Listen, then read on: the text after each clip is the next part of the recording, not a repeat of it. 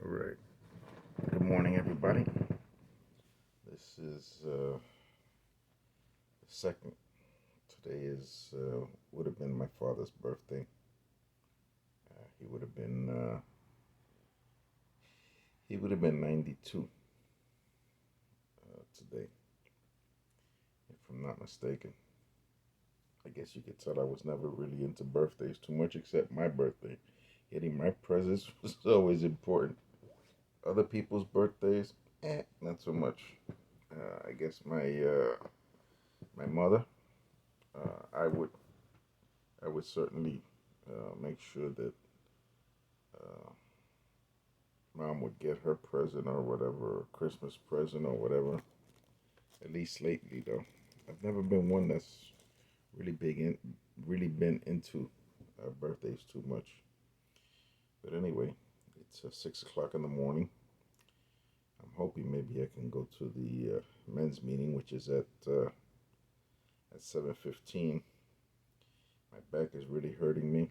I haven't taken uh, It's oxycodone. I haven't taken that for a long time. I got like a bottle and a half up there. I don't know how much I got, maybe 130 pills or something like that of the oxycodone. It's worth a lot on the streets, but you know, I don't think I want to start a prison ministry, so I won't be selling anybody to anything to anybody. And I don't want any women who live out here getting in touch with me saying they want to party with me. bring, bring some oxycodone. Let's party. No, no, no. I don't want to. I don't want to do that. With my back pain, I don't want to. I don't want to increase it. But one thing I did want to do is that I want to comment on this post that I put on here on Facebook about some people who, knowing that I'm having back pain, knowing that sometimes, I can't hold back the tears thinking about mom.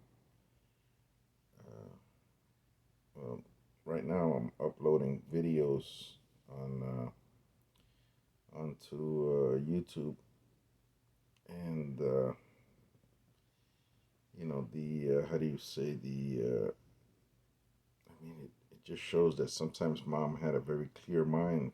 You know, recalling recalling when people thought that my uncles and aunts thought that my mom was their mom because she was the one that would always take care of them when they were sick. And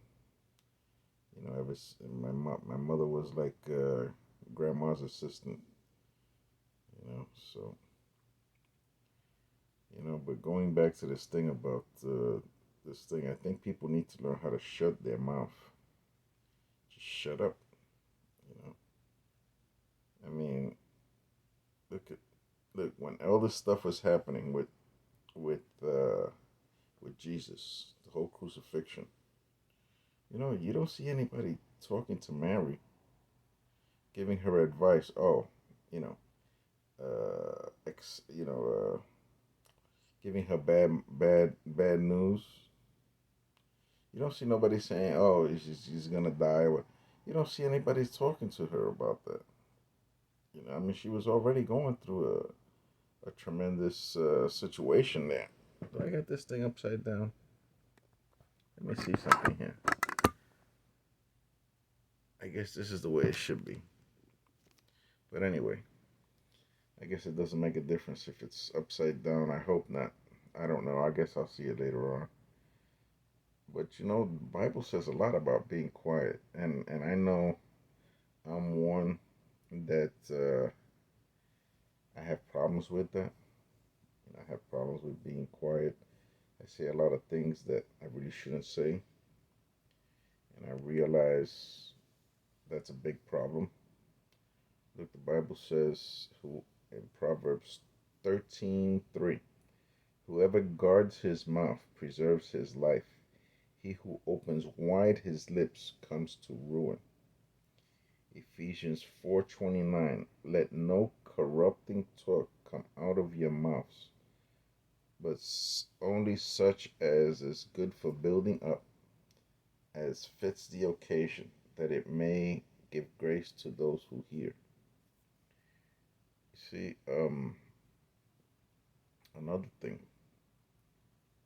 Look at let's look at let's look at Job. That's a great example. You know, Job was somebody who went through all these things. You know, I mean,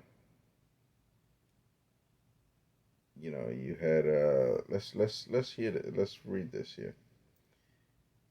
And well, you know what happened to him, man. The guy had like 7,000 sheep, which, sheep, I guess back then was sort of like to made for coats, or maybe if you wanted something soft to sleep on, I guess could have used a sheepskin or something, you know.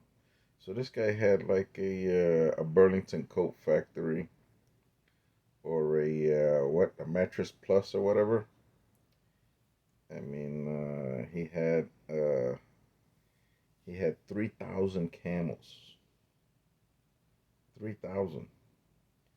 So the man had the ability to cross the desert probably many times, Perhaps he rented the camels, you know. Probably rent a hump or something would have been the name of it. I don't know. Maybe he sold camels. He was like the car dealership of the area. Maybe he would do new sell new camels and used camels. You know, and he had 500 yoke of oxen. Okay, so this guy was either he was like back then he would be like the John Deere dealership, or he had a lot of land because for 500 yoke of oxen, you had to be you had to have a lot of fields to do that. If he wasn't selling it or renting them out or whatever, he had a lot of land, a lot of farming was going on. So let's say he was like I don't know, who would be some of the biggest makers of food, Nestle, or Kellogg's, whatever, General Mills, whatever. He would be like that, with really big farms, and he had 500 female donkeys. I don't know too much about what donkeys are used for, but Jesus was led into the city on a donkey, so obviously, uh, it was a way of. A donkey's not as gonna be as fast as a horse, so it was more a tranquil way. Donkeys are very possessive. I hear. Look at when Balaam, the prophet, uh, was on the donkey. The donkey saved his life several times because the donkey saw the angel of the Lord that was going to strike him down, and the donkey saved his life several times. So that might be true about donkeys being uh, very protective. So that might be a good animal to have, you know. And they're always talking about the kick of the donkey being something that's really big. But all this stuff happened. All these animals, all the children. He had 7 sons and 3 daughters, and they were taken away. The house fell on him, and all the good things that he had was taken away, except for his wife. His wife was terrible, terrible woman. After he got sick and everything, and he would scrape himself with broken pottery. How bad does that have to be? That you gotta be. I guess he couldn't do like me, go over to the Veterans Hospital and visit the dermatology clinic and get cut up from what I call the S&M crowd over there at the dermatology clinic at the VA. They just love to give pain. That would be like that would be a great that would be a great thing, for them. And also, I think the what was I talking about? Yeah, I was talking about the dermatology and stuff, and getting cut up by these people over there. Talking about the donkeys also pack mules. Who knows? Maybe they could have been using that for that. But after all these things that he lost, the three friends come and they didn't even talk to him. They didn't even talk to Job. Think of that. They just stayed there, and they did up to that point when they were just there and being quiet. That's good. And I say this because people have been making stupid remarks, saying, "Oh, it's not biblical that my mother would get cremated." Telling me stupid remarks. So this person is talking bad about you to this other person. Why do I want to hear that? Is that gonna make me sleep better?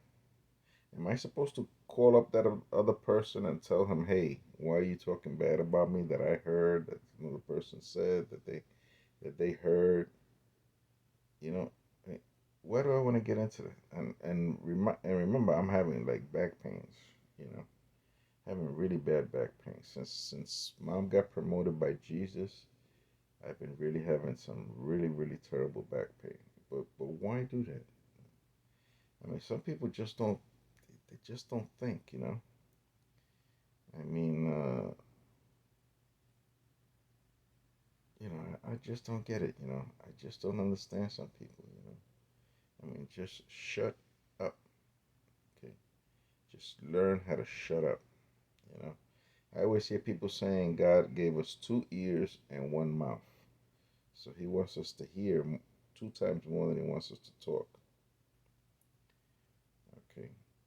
Now, when I'm joking and stuff, and if I'm snapping on somebody, like somebody started talking bad about me, so I started snapping on them about the things that I know about them, and they stayed quiet because it's not a good thing to get a person like me that I've heard so much, but I keep it. But if you mess with me, if you try to belittle me, if you try to put me down, you know, I mean, in this weakened state of mine, it might not come out good for you, because I know too much about you,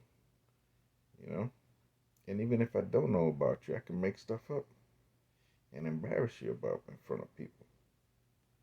I know it shouldn't be done, you know, but hey, I mean, you started it, and it's not a good thing, I mean, think about it. A person like me that I can, like, people are not gonna heckle me at a comedy club. They're not gonna do that because I've been there. I know how to handle that crowd. You know, so you know, uh, why is anybody gonna try to make fun of me in this mental state that I'm in this spiritual state that I'm in? Why? It makes no sense. It just kind of just shows how stupid you are. So if you're watching this, I didn't want to tell you to your face, but you know what? You just need to learn how to shut up. You need to learn how to shut up, and somebody needs to tell you, shut up, you know, because it's not gonna work out for you. You're just gonna get embarrassed in front of other people. You know, I mean, if I see you in a restaurant or something, and I'm with somebody, and you come up to me and you start talking to me crazy stuff, you know, like trying to upset me, it's not gonna be good for you, man. Just shut